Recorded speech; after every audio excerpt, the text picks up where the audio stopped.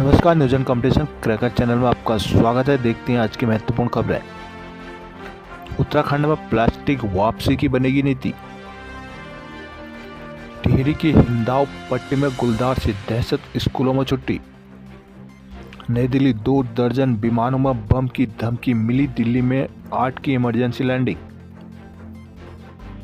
Israel Netanyahu को निशाना बनाने के बाद गाजा में पलटवार।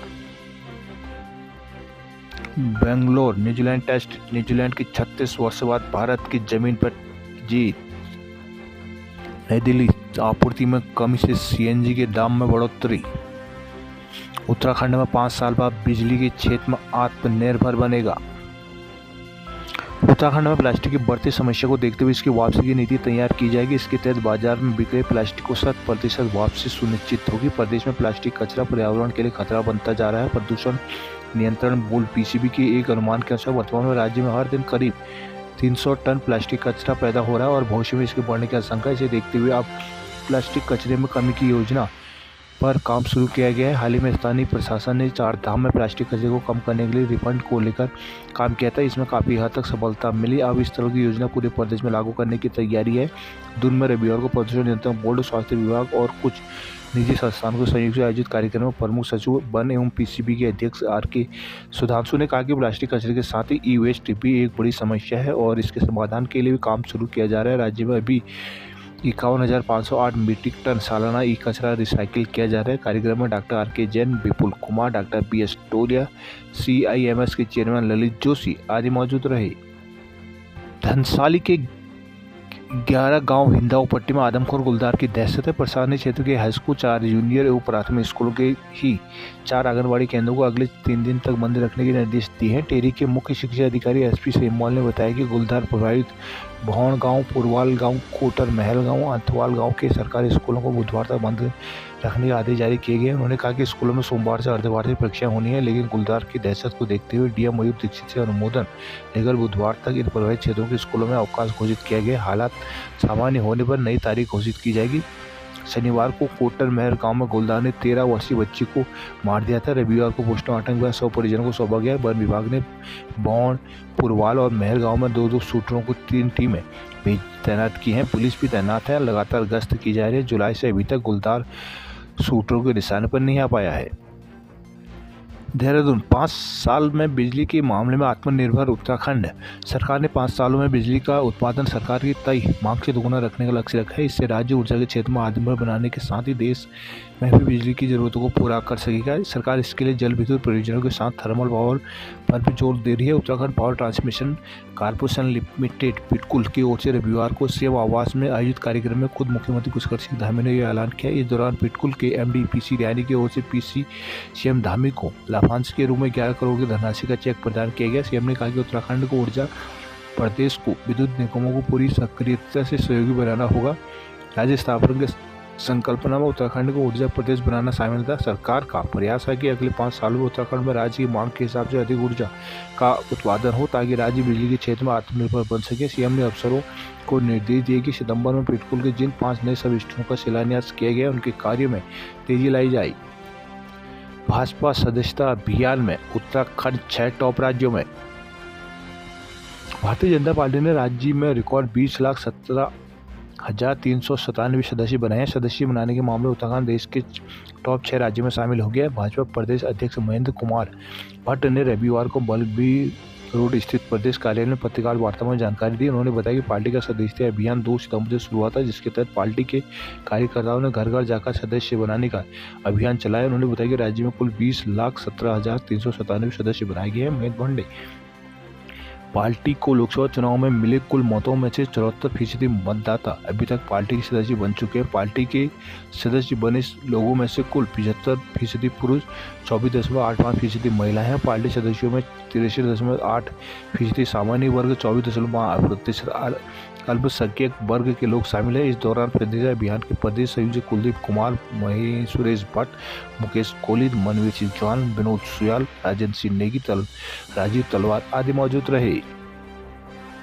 देहरादून, अतिथि शिक्षक बोले मांग नहीं मानी तो दिवाली नहीं मनाएंगे। देहरादून, कांग्रेस पर्यवेक्षक आज सौंपेंगे PCC को रिपोर्ट। केदारनाथ विधानसभा उपचुनाव को लेकर कांग्रेस के प्रत्याशी चयन को लेकर प्रक्रिया अंतिम दौर में है। देहरादून के मुख्य पर्यवेक्षक गणेश गोदियाल के नेतृत्व में 4 सदस्यीय पर्यवेक्षक दल कार्यकर्ताओं जिले के पदाधिकारियों से रायशुमारी के बाद लौट आया है। पर्यवेक्षक सोमवार को प्रदेश कांग्रेस कमेटी को अपनी रिपोर्ट सौंपेंगे। उधर चुनाव से पहले राजनीतिक दलों में दल बदल की भी सुगबुगाहट है। केदारनाथ विधानसभा सीट के लिए 20 नवंबर को उपचुनाव होना है। चुनाव आयोग की ओर से 29 अक्टूबर नामांकन की तिथि घोषित की गई है। इस बीच सत्ताधारी दल भाजपा प्रत्याशियों का पैनल तैयार कर पार्टी हाईकमान को भेज चुका है, जबकि कांग्रेस के प्रत्याशी चयन की प्रक्रिया एक तरफ से अभी तक गतिमान है। मुख्य पर्यवेक्षक गणेश गोदियाल के नेतृत्व में उपनेता प्रतिभा भुवन कापड़े, विधायक वीरेंद्र जाति और लखपत बुटोला क्षेत्र में भ्रमण के बाद लौट आए हैं। सोमवार को बंद लिफाफे में पर्यवेक्षक अपनी रिपोर्ट पीसीसी को सौंपेंगे। निकाय चुनाव प्रवर समिति माह भर बाद सौंपेगी अपनी रिपोर्ट, ऋतु खंडूरी। विधानसभा अध्यक्ष ऋतु भूषण खंडूरी का कहना है कि निकाय चुनाव को लेकर प्रवर समिति माह भर बाद अपनी रिपोर्ट सौंपेगी। रविवार को बद्रीनाथ दर्शन को जाते समय श्रीनगर में पत्रकार से बातचीत में उन्होंने कहा कि नगर पालिका, निगम और नगर पंचायत चुनाव को लेकर प्रवर समिति को रिपोर्ट सौंपने को कहा गया था, लेकिन समिति ने इससे रिपोर्ट पेश करने के 1 माह का समय और मांगा है। ऋतु भूषण खंडूरी ने कहा कि जैसी रिपोर्ट उनके पास आती है वो उसका अवलोकन कर रिपोर्ट सरकार को सौंप देगी। इसके बाद निकाय चुनाव को लेकर प्रदेश सरकार फैसला लेगी। कहा कि विधानसभा में कर्मियों की नियुक्ति का मामला कोर्ट में लंबित है। कोर्ट के फैसले के बाद ही आगे फैसला लिया जाएगा। विधानसभा अध्यक्ष ऋतु खंडूरी ने कहा कि दोनों विधानसभाओं को पेपरलेस का डिजिटल बनाया जा रहा है। इसके लिए कर्मियों को और विधायकों को भी स्पेशल ट्रेनिंग दी जा रही है। उन्होंने दावा किया कि अगले सत्र से विधानसभा सत्र पूरी तरह से पेपरलेस हो जाएगा। ऋषिकेश में प्रोफेसर के बंद मकान में लाखों की चोरी। नारायण बगड़ दलीप सिंह नेगी बने व्यापार संघ नगर बगड़ के अध्यक्ष। सोनप्रयाग क्षेत्र में पुलिस ने चलाया सत्यापन अभियान। नैनीताल इंडिया स्कूल रैंकिंग में शेरवुड, ऑल सेंट्स और बिरला का दबदबा। नैनीताल के प्रतिष्ठित शिक्षण संस्थानों ने बोर्डिंग स्कूल अवार्ड में अपना दबदबा बनाया है। शेरवुड, बिरला और ऑल सेंट्स स्कूल में नया कीर्तिमान स्थापित किया है। बीते दिनों एजुकेशन बोर्ड की ओर से गुरुग्राम में आयोजित इंडिया स्कूल रैंकिंग अवार्ड 2024-25 के लिए Sherwood college a vintage legacy co-ed school boarding school श्रेणी में उत्तराखंड में पहला और भारत में दूसरा स्थान हासिल किया था, जबकि एजुकेशन वर्ल्ड की ओर से स्कूल ऑफ द ईयर 2024 का पुरस्कार भी शेरवुड को दिया गया। ऑल सेंट कॉलेज को उत्तराखंड के साथ ही number 1 in Indian vintage legacy girls day cum boarding school के अवार्ड से भी सम्मानित किया गया। बिरला विद्या मंदिर नैनीताल को प्रदेश में चौथा और देश में तीसरा स्थान मिला है। शेरवुड कॉलेज के प्रधानाचार्य अमनदीप संधू, बिरला विद्या मंदिर के प्रधानाचार्य अनिल शर्मा तथा ऑल सेंट्स कॉलेज के प्रधानाचार्य किरण जरमाया को इस सम्मान से सम्मानित किया गया। उन्होंने कहा कि आयोजन के दौरान सह शिक्षा व एकल लिंग विद्यालयों पर चर्चा की गई। उन्होंने आज के युग में एकल लिंग विद्यालयों की प्रासंगिकता पर व्याख्यान दिया और boarding school association of India के प्रबंध समिति के सदस्य जयंत हरिलाल की ओर से संचालित पैनल चर्चा में प्रतिभाग किया। पैनल चर्चा में अर्चना मनकोटिया, प्रिंसिपल महारानी गायत्री देवी स्कूल, सोनिया मेहता निदेशक Pathways world school, Kajal Marwaha principal Birla public school Vidya Niketan, Himmat Dhillon principal the Lawrence school, Sanawar Sangeet Kain principal Welham school समेत देश के नामी विद्यालयों के प्रधानाचार्य शामिल रहे। कुआरा में पहाड़ी गिरने से बाल बचे यात्री। हल्द्वानी में 82 स्थान बेटियों के लिए अति संवेदनशील। चंपावत में होटल रेस्टोरेंट में काम करने वालों का मेडिकल अनिवार्य। आदि कैलाश यात्रा का 10वां दल हुआ रवाना। लोहाघाट राज्य स्तरीय फुटबॉल प्रतियोगिता, टनकपुर और केएफसी पौड़ी की टीमों के बीच होगी खिताबी भिड़ंत। अल्मोड़ा में यूबीडी के पूर्व केंद्रीय अध्यक्ष पवार ने की प्रेस वार्ता, भू कानून मूल निवास के लिए करेंगे संघर्ष।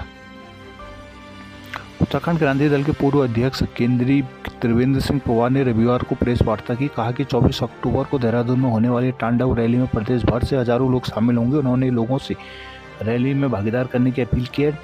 नगर के एक होटल में आयोजित प्रेस वार्ता में त्रिवेंद्र पवार ने कहा कि भाजपा कांग्रेस बारी बारी से जनता को लूटने का गुमराह करने का काम किया जा रहा है। जिस अवधारणा के साथ राज्य आंदोलनकारियों ने अपना खून बहाकर उत्तराखंड बनाया वो आज धरातल पर नजर नहीं आ रहा है। कहा कि यूकेडी मूल निवास 1950 भू कानून और गैर स्थायी राजधानी के संघर्ष करती आई है और आगे भी करेगी। कहा कि अब वक्त आ गया है कि नई पीढ़ी युवाओं महिलाओं को न्याय दिलाया जाए। 24 अक्टूबर को देहरादून में ऐतिहासिक तांडव रैली में सीएम के आवास का घेराव किया जाएगा। उन्होंने कहा कि राज्य बनने के बाद जनता ने यूकेडी का साथ नहीं दिया, जबकि उत्तराखंड में पहली बार सरकार बनाने का अधिकार सिर्फ यूकेडी का था। कहा कि जब यूकेडी जनता के बीच जाएगी और फिर से जनता का विश्वास हासिल करेगी। प्रेस वार्ता में शिवराज सिंह रावत, जिलाध्यक्ष अल्मोड़ा दिनेश जोशी, नैनीताल राजेश चौहान, गिरीश गोस्वामी और गिरीश शाह मौजूद रहे।